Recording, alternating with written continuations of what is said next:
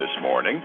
It's time. Check in on your money, see what's going on Wall Street. We actually had a rebound yesterday. All that disaster we had the day before didn't go away, but we got back some of what we lost the day before. Let's see if we're likely to continue it today. Downtown Sebring, we go to the offices of Statler Financial Services, where Phillip Statler is on the phone. Phillip, good morning. How are you today?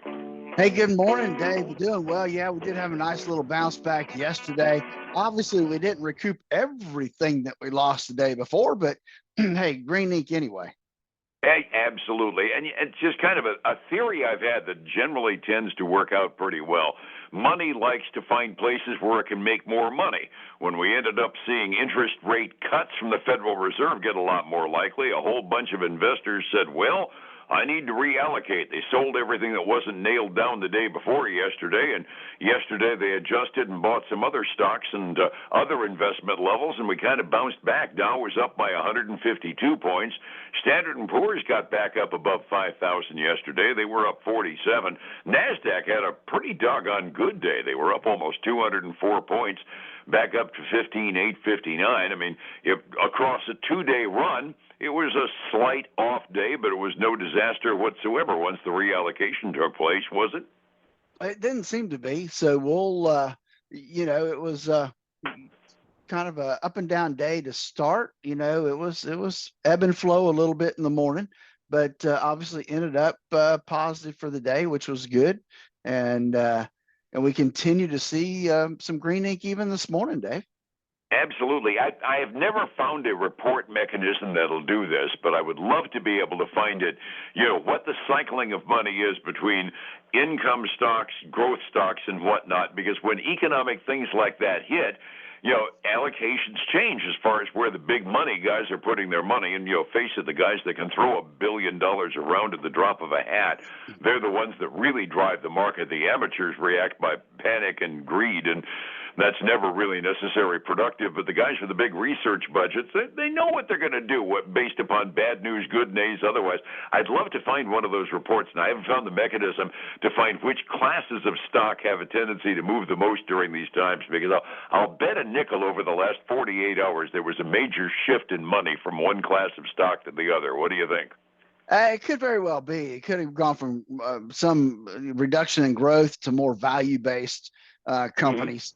For sure. Absolutely. Could have been taken in the rebalance for sure. Yeah, it was interesting with the rebalancing. Like I said, we had green ink yesterday, and start the morning out this morning with this is going to be one of those good news, bad news days, because pretty much what I've got is generally good news for the economy and not necessarily for a lot of investor strategies. Initial jobless claims on Thursday morning come out. It was 218,000, an abnormally low number last week. They expected it to inch up a little bit. No. With all the layoffs we get reporting in the tech industry, the number of first-time jobless claims down to 212,000, which is so abnormally low, a 6,000-person drop. I'm almost tempted to say that's wobble, Phillip, because the numbers are so small nationwide, it's almost not trackable anymore. Well, that's true. We continue to stay below that 250 to 300,000, which is, I think, probably where the Fed would like to see it. That's kind of what they've said, and we ain't coming anywhere close to it, and there's no trend showing us we're getting into that range. The other thing that was good news, bad news, retail sales. They expected January retail sales to be down by 0.2%. One half of the good news, bad news is bad news for the economy, good news for the markets, I guess. Retail sales last month actually tanked down by 0.8%. And that's really kind of a surprise because the indications we were having were things weren't doing too badly. Well, that's true. And so that that's definitely going to put some pressure on retail stocks as a whole. As we look at that, and that will maybe be one, I don't know, good feather for the Feds when we start looking at interest rate numbers. But the other number, you and I didn't talk about this before we went on the air, but the Empire State Manufacturing Survey came out, and you and I talk about it's not so much what the absolute number is, but what direction it went.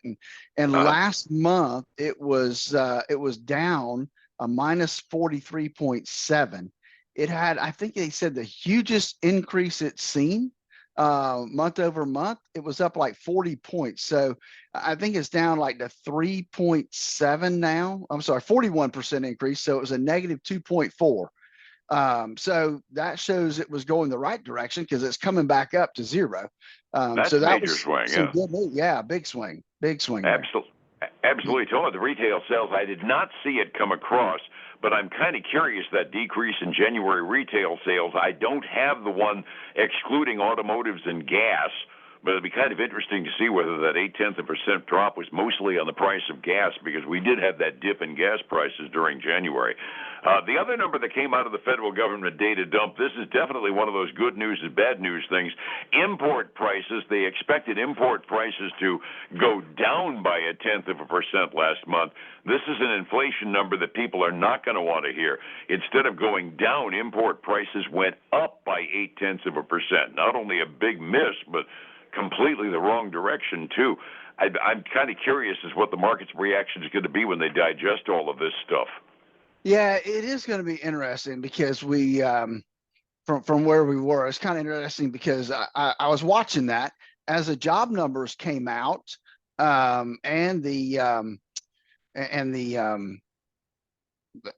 retail sales numbers came out. Mm-hmm.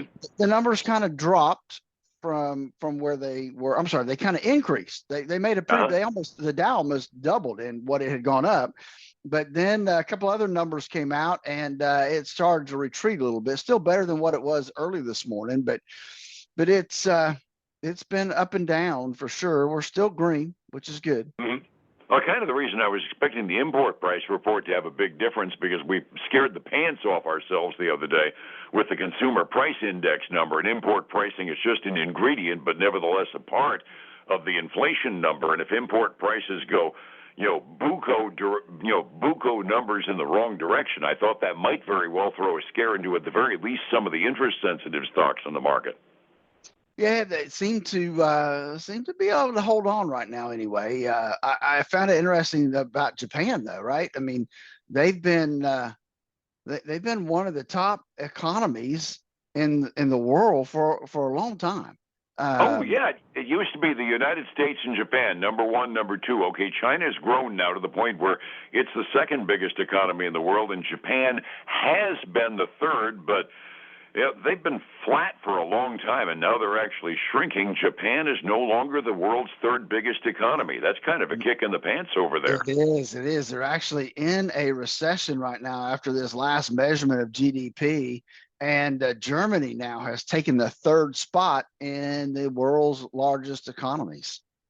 Yeah, Japan has always been, it's one of those economies that's hard to figure out to begin with. I mean, they always have, their federal bond rate is always somewhere down, just absolutely down near zero, because it's like an act of patriotism over in Japan. They always buy their own government's debt. It doesn't end up having to go out on the open market for diddly, and that shows up how cheap they can borrow. But at the same time, their economy, they haven't really grown much to speak of in the better part of 20 years, it seems. Yeah, they've been a slow growth, but they've managed to keep the number 3 spot until now. So that's So that's Japan heading the wrong direction. Absolutely. Other than that, we've got a lot of things just trading on the futures of the stocks that are out there. I've just a sidebar that I was playing with.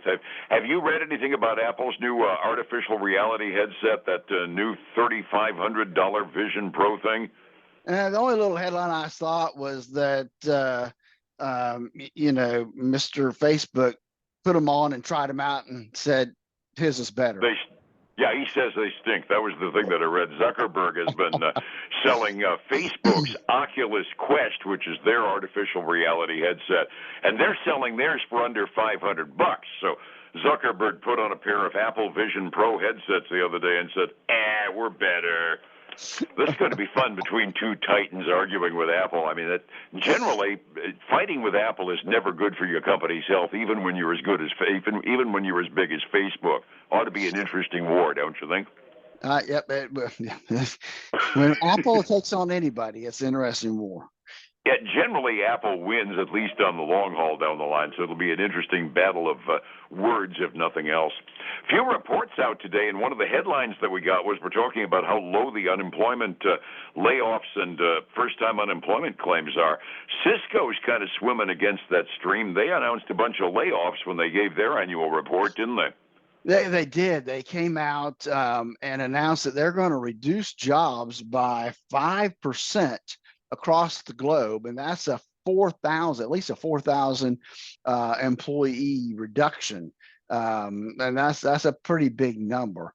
When they look at the report, they had a decline in revenue during the fiscal second quarter, and they also gave a little lighter than expected guidance for the third quarter, along with all the job reductions going on. So we've got Cisco trading down a little over 4.1% right now. Ooh.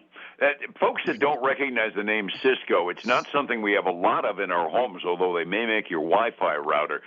Cisco makes one of the primary ingredients of networking. That means the internet and the local area networks at business. I mean, they're one of the 2 or 3 major brands of routers. So I wonder if they're just getting into where PCs got a few years ago, that everybody's got what they need and they're now just into replacement market. That could very well be. There was no really explanation on that side. Hey, the other thing we had was John Deere reported, and they beat on earnings. Let me see. I'm gonna make sure I get this right now. I'm sorry. They didn't beat. They missed, which was not good for them. They missed on revenue and on earnings this last quarter, and they expect this next year, though, that replenishment, because in 2022 and 2023 they had a lot of replenishment. So a lot of farmers and ag people were replacing their equipment. It was that cycle. They expect that to normalize and not be as good going forward. They're down about 3.5% this morning. Ouch. They're a big one in the Midwest, too. That's not good news for the farmers up there. No, it's really not. The last one I have for you is TripAdvisor. They came in, they beat on their top and bottom line for the fourth quarter. They came in at 38 cents a share versus 22. They beat by about $15 million in revenue. And so TripAdvisor is a winner today. They're up 5.8% this morning. Good to hear. Resetting the table for the morning. It was a generally up day yesterday on Wall Street, a recovery from the day before. 45 minutes before we open up shop this morning, Phillip, what are we looking at?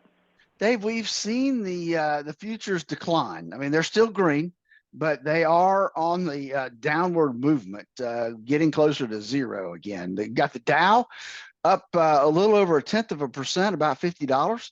S&P 500 is up a little over 0.1 point as well, about $6, and the NASDAQ 100 is up 0.1%, $20. So everything has dropped significantly this morning in the futures market, but we'll see what the open brings us this morning at 9:30.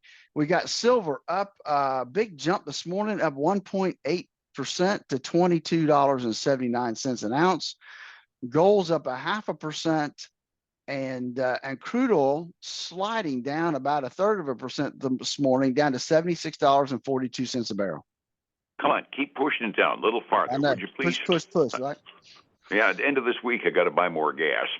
The overseas markets, I was surprised by this. The Asian Rim generally up this morning at the close at 6 a.m., even with the bad news over in Japan about their economy slipping into recession. The Nikkei over in Japan was up by 1.25%. They were the big gainer over in the Asian Rim, which I'm not 100% sure I understand.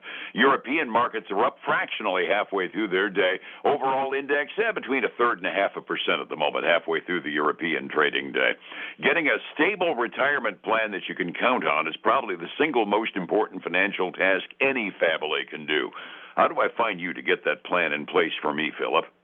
Then give us a call at 863-382-0037, or they can go to our website at statlerfinancial.com, and then join us this weekend for the Statler Financial Radio Show, 6 a.m. and noon on Saturday, 10 a.m. Sunday morning on Highlands News Talk 730, 95.3 FM.